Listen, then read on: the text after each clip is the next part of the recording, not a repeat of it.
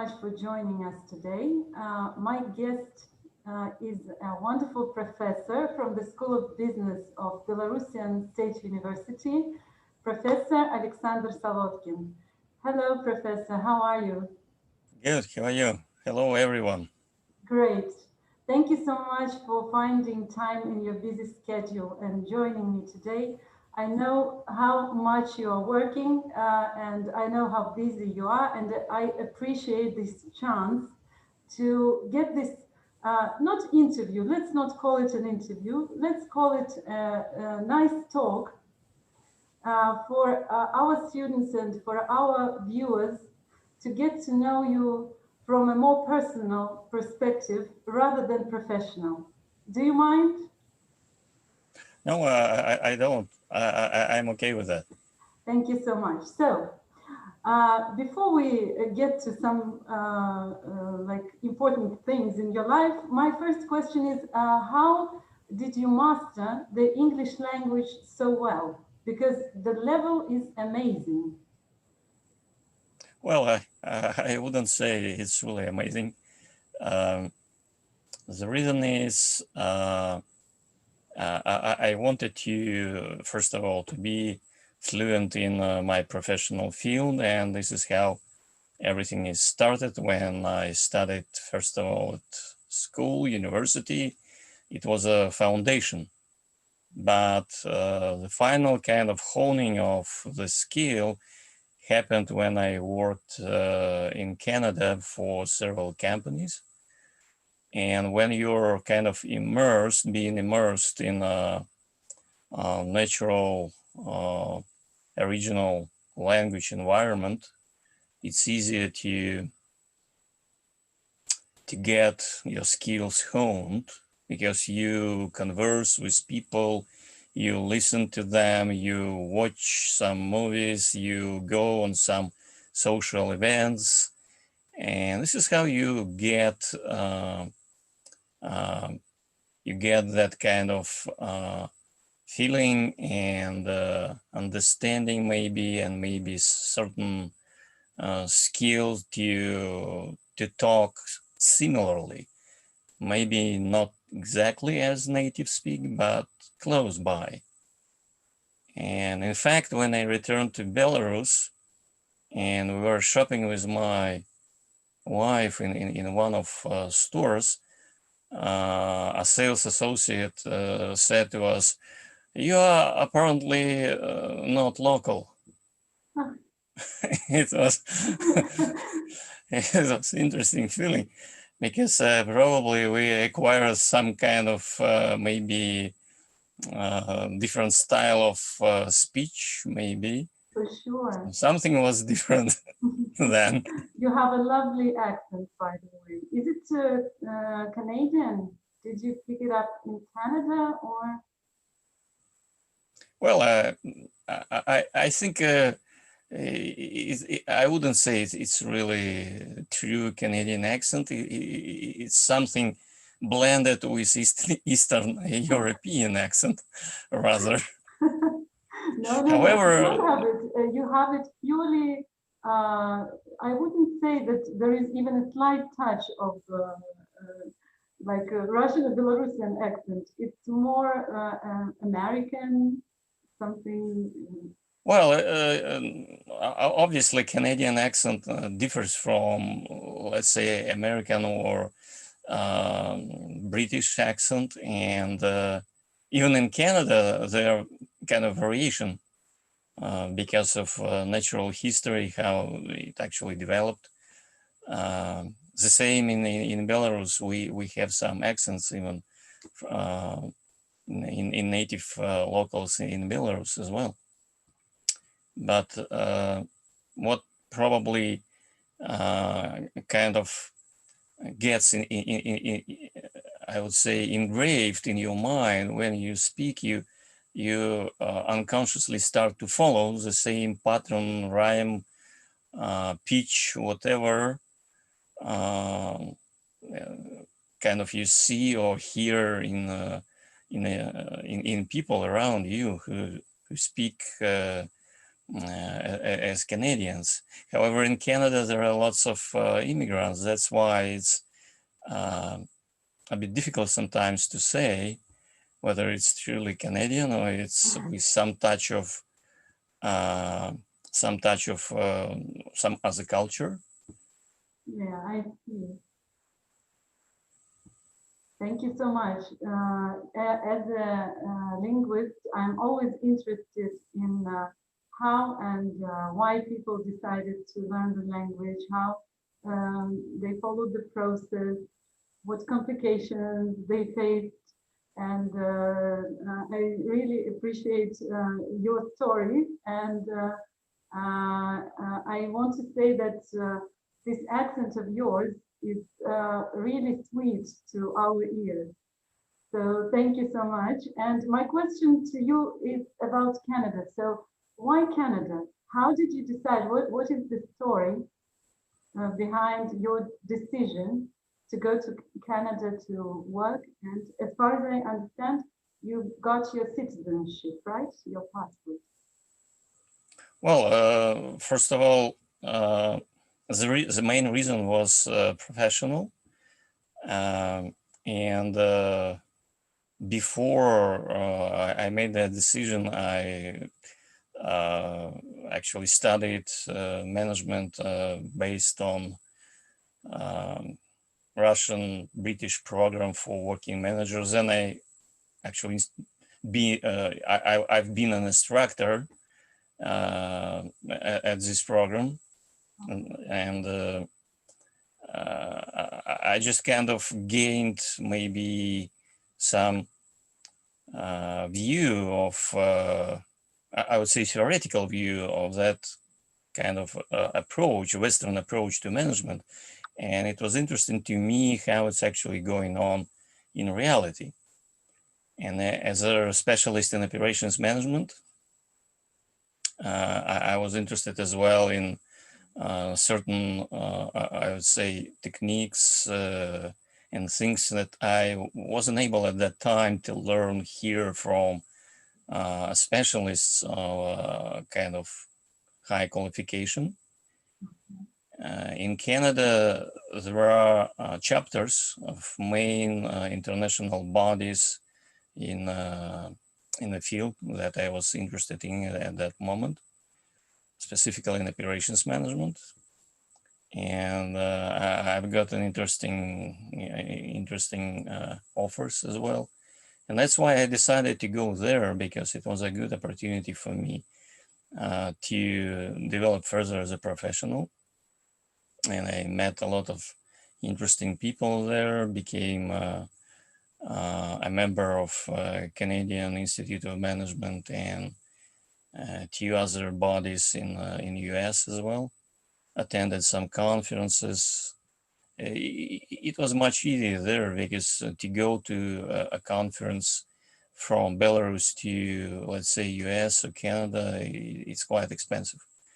Out there, some conferences were held in Toronto when I lived at that time. So it was quite easy for me to go there. Some books, professional books, it was easier to buy because they were delivered free as part of the service. Whereas if I would buy, I would say, the same book in Belarus before I moved to Canada, it would have cost me, let's say, 50%, sometimes 100% more than I pay actually for the book.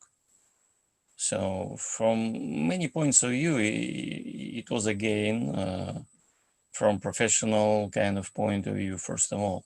Another useful thing and a very, I would say, interesting thing was to learn about Canadian culture, see Canadian places, converse and socialize with people there.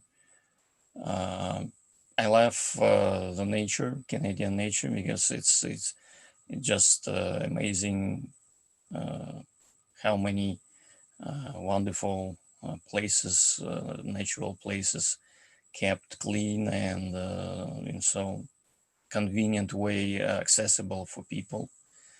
It's similar to Belarus.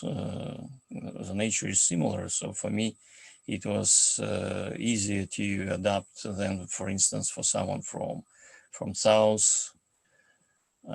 So in that sense, it was a good experience, professional and personal as well. How long did you spend in Canada? Pardon me? How long did you spend in Canada? How long did you live there? Well, I've stayed in Canada for 11 years, 8 years in Toronto and 3 years in Calgary. Wow. So very often we hear stories when people leave Belarus to go and stay in the United States, in Canada, anywhere abroad.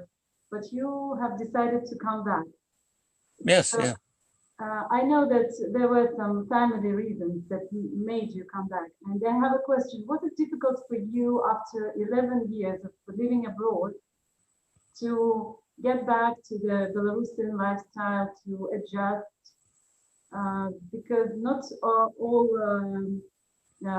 people who stayed abroad that I know were found it easy, let's put it like this. How about you? What about your experience? Well, it was a pretty pretty smooth transition, I would say, because uh, we still talked at home Russian language the same way as we've done it before, and we haven't lost our communication skills, which is the main thing to be an obstacle. Another important moment is that we still had our condo here in Minsk, so we didn't need to buy something to live or rent. Okay. So we just returned, and we were amazed how much actually changed in Belarus for better. Not only in the stores, I mean the service, but specifically in governmental bodies, governmental services. It became much better, much better. I understand. I understand. Thank you so much. And are you planning to go back to Canada and continue living there, or have you decided to settle down in Belarus, like for for good? Well, the main reason actually we returned, we actually saw a very good opportunities here for us, and we were able to follow our kind of dream to create our own path, career paths as owners of our business, not just employees working for someone. For me, it was ability to continue my research in operations management and several other areas, to instruct, to work as an instructor as a Belarus State University Business School. For my wife, it was the same. She followed her kind of dream to have her own business and write books, instruct, consult. I What continued. business? Sorry for interrupting you. What business are you in?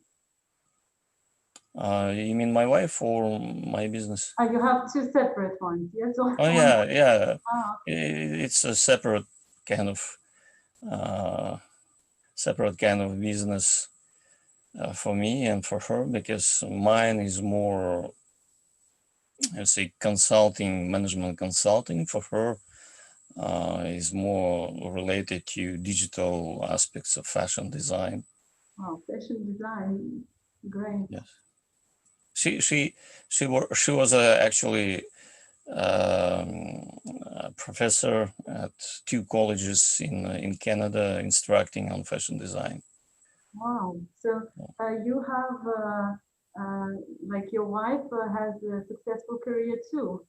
Yeah, she was successful in Canada, and in fact, it's very difficult to become a full-time professor in Canada in fashion design. It's virtually impossible. Some people work for 15, 20 years. I mean, native Canadians, and can't get that position. She was able to do that. Yeah, So she landed a full-time position as a professor at a college in Calgary, and it was a huge success for her. amazing, amazing. So, but here in Belarus, you have found some even better opportunities, right? That's why you decided to come back. Oh, pardon me? You have seen better opportunities in Belarus, and you have decided to come back because even compared to Canada, for you personally, it was better here in Belarus, right?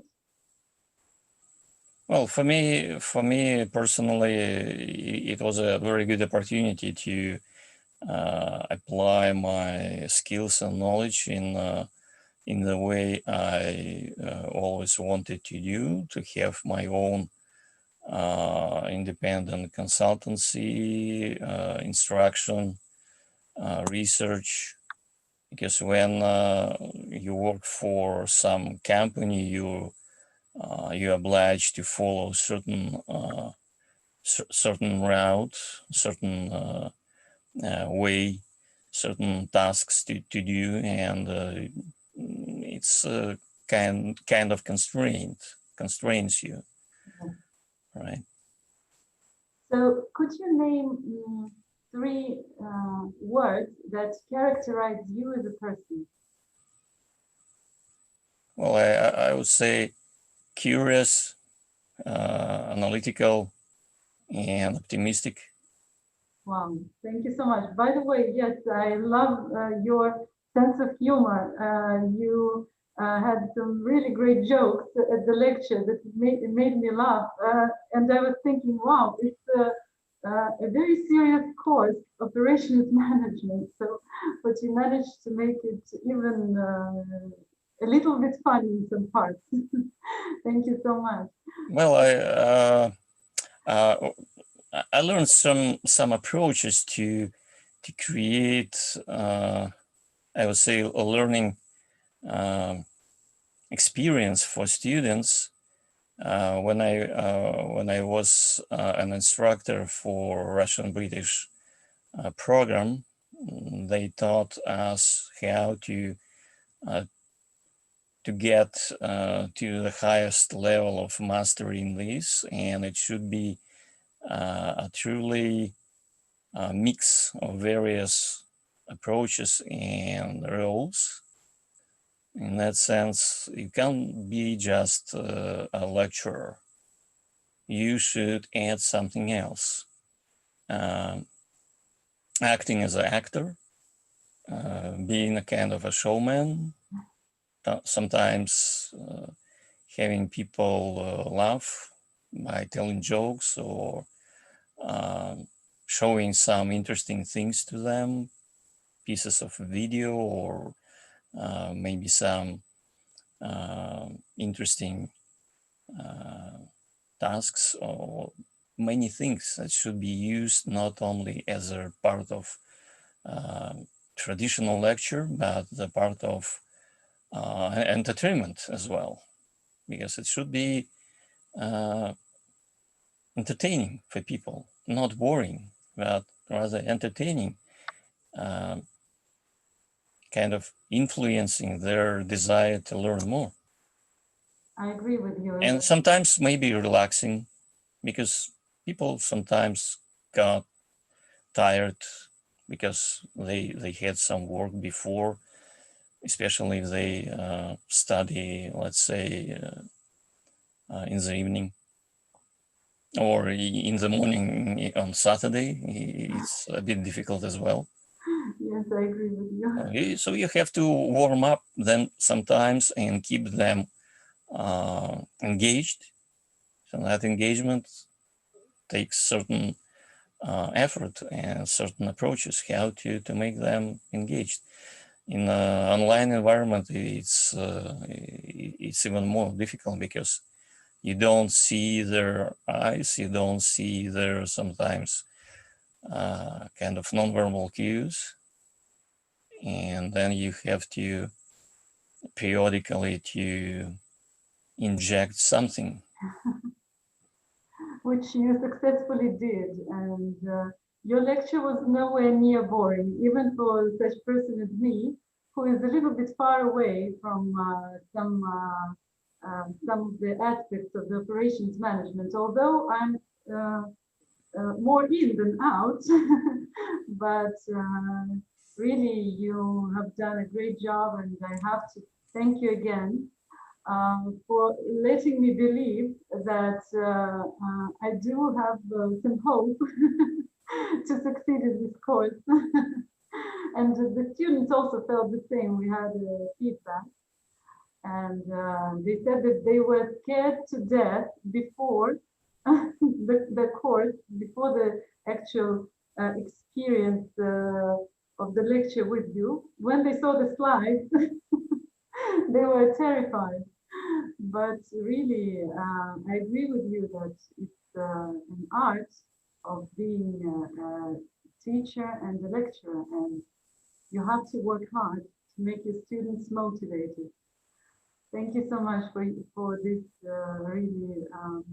Yeah. No problem. You see, operations management shouldn't be just a matter of a certain specialization. It should be known to at some basic level by everyone in the company, so they could participate in improvement efforts and improvement initiatives in the company. And many company, what they do, they teach everyone without exclusion in the company to use certain set of basic tools. The basic tools students will learn in this particular course, they are those basic tools they need. Not only as a, let's say, potentially future specialists in operations management, but just a regular employee, whatever level of opposition they will take, those tools will be useful for them. So from that point of view, I selected the most important tools, make explanations as much clearer and simple as possible. The tools themselves, they quite simple, and they very useful. So in that sense, the rest is just I would say a supplement that shows the whole foundation of operations management, so that people would in the future could find something that may let's say add something to their daily work, some benefits. So they on one hand they have some practical tools they will learn. On the other hand, they have some information that may be beneficial for them in the future. I agree with you. Thank you so much. And you have even delivered a small lecture for our viewers right now on the importance of operations management. That is really an art of being a great professor. Thank you so much. I am sure that our viewers will enjoy this talk. And I have a distant question from what we were discussing right now. I couldn't help but notice how calm and peaceful you are. Is there anything that can make you angry and make you shout? Yeah, Sure, it happens as with any person at home. If let's say it happens, I try to manage myself, my posture, my voice, but sometimes still it's might be impossible to do and being kind of a robot, right? But still it happens, and you just vent this away. But still, I try to keep that poise and being calm, because it won't help to reach your goal if you appear to be kind of angry and aggressive, and people won't get your point, right? Or maybe you are wrong, and then you have just to listen to your partner, to someone who you're speaking to, your opponent who you're speaking to, right? Yeah. So in that sense, it's important to stay calm. During lectures, I never get angry because it's not professional. And the same at work. It's But not can, professional. sorry for interrupting you. Can anything during the lecture, what can make you angry? Well, sometimes people in actual lecture, when it's in class instead of online, people just may get distracted and start talking to each other loudly, which kind of interferes with my speech or whatever we do. Then it's not really right. But even in that case, you just make the point to the people calmly that they disturb others because they kind of hamper their ability to perceive what an instructor tells them.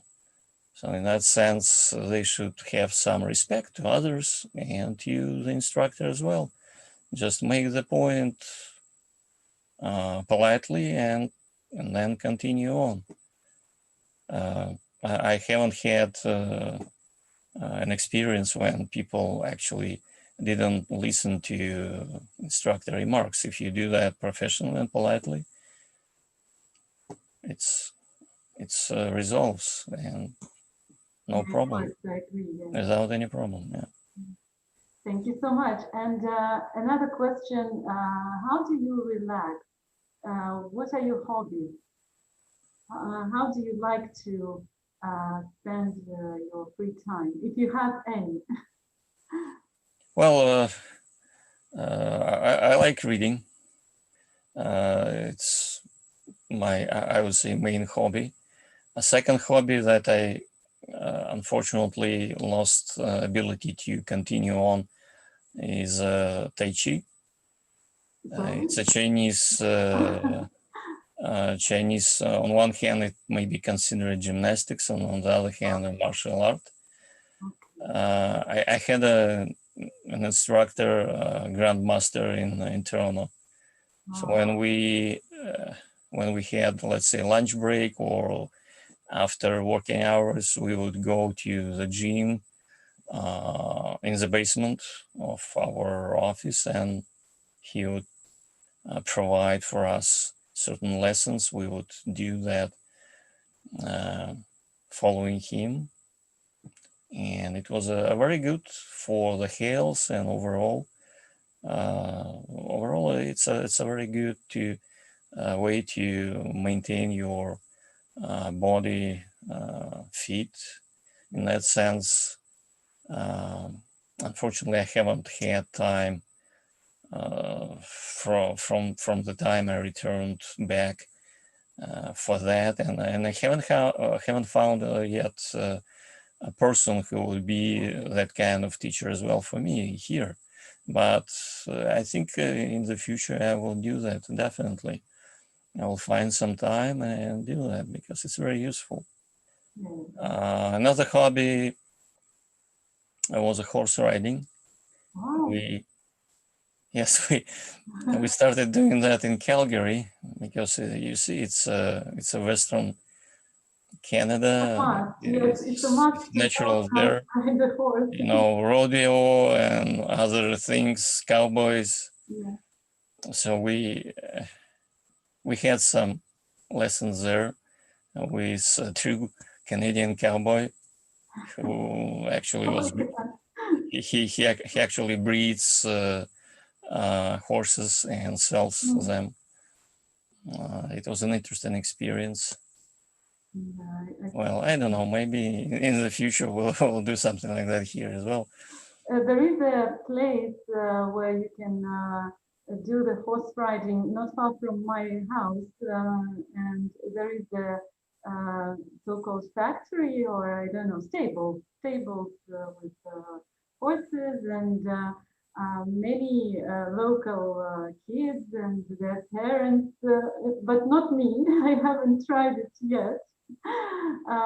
Well, they go there. So if you need, I can give you some contacts. So great, wonderful hobbies. And do you have any pets? Any? No, we don't.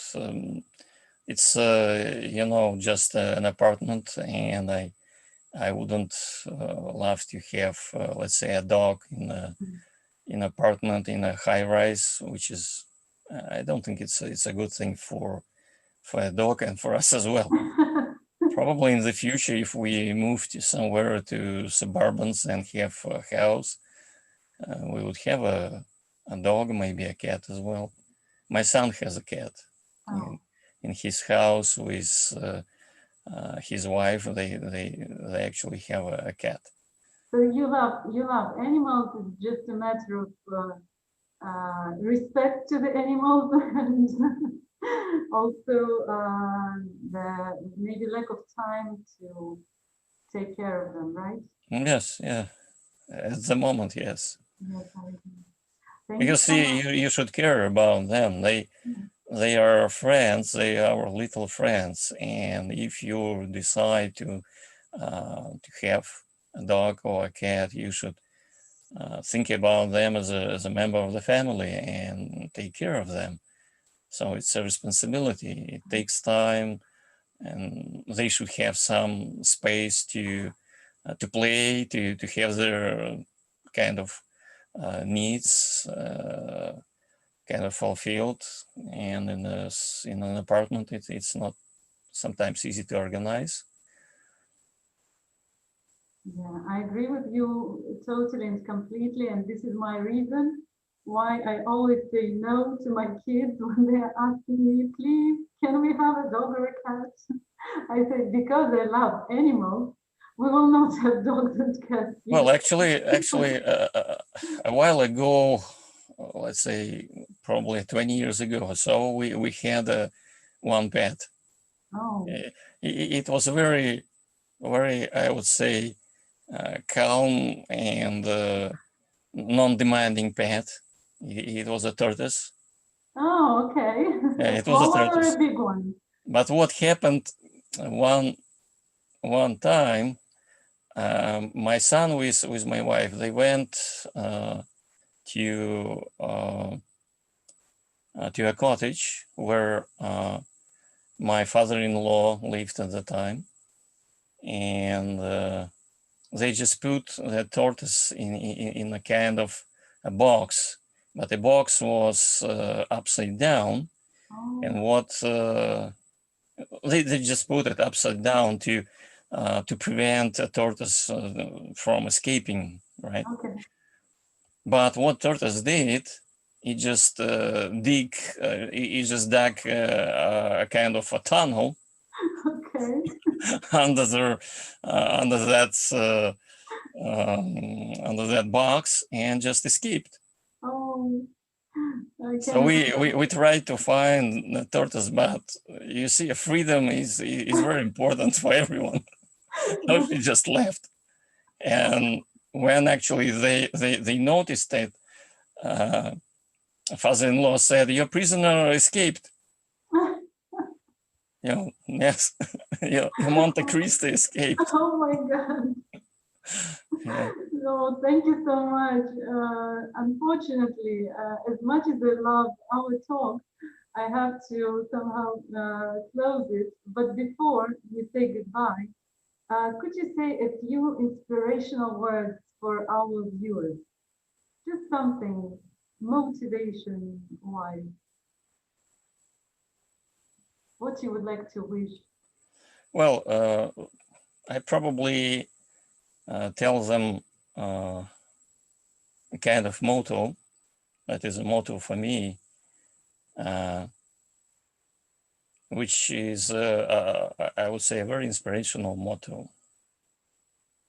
And it is brief: to strive, to seek, to find, and not to yield. Wow, that's Yeah, a it's great. from Ulysses, a Yeah. poem, Ulysses. Yeah. Right. Thank you so much, and I really hope that we will have more chances to communicate, to talk, and we will have more wonderful chances of having you as our great professor.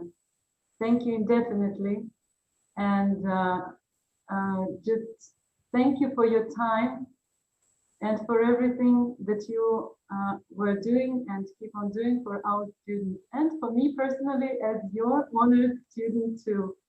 Thank you. You're welcome. You're welcome. Goodbye. Bye.